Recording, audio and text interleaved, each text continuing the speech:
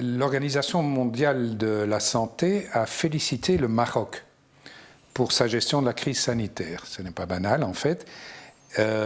J'observais qu'il y a moins de cas de contamination au Covid-19 au Maroc qu'il n'y a de décès en Belgique du Covid-19.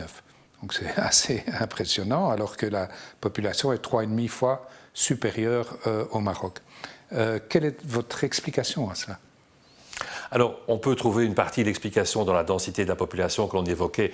J'exclus de ça les grandes villes comme Casa, effectivement, qui sont des grandes villes, bien sûr. Le reste du territoire est malgré tout avec une population plus dispersée.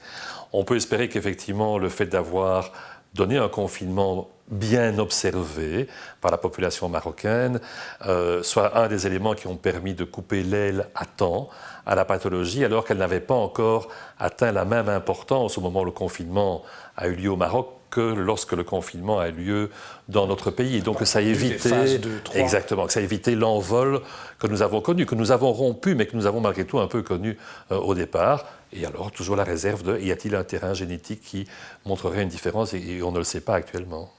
Il faut savoir aussi que le Maroc avait de l'équipement, notamment en termes de médicaments chez Sanofi, en termes de masques, où ils avaient des masques pour toute la population.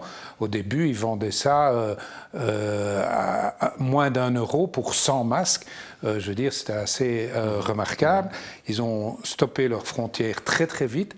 Donc c'est quand même beaucoup d'éléments d'anticipation qui peuvent servir de modèle pour d'autres pays à l'avenir.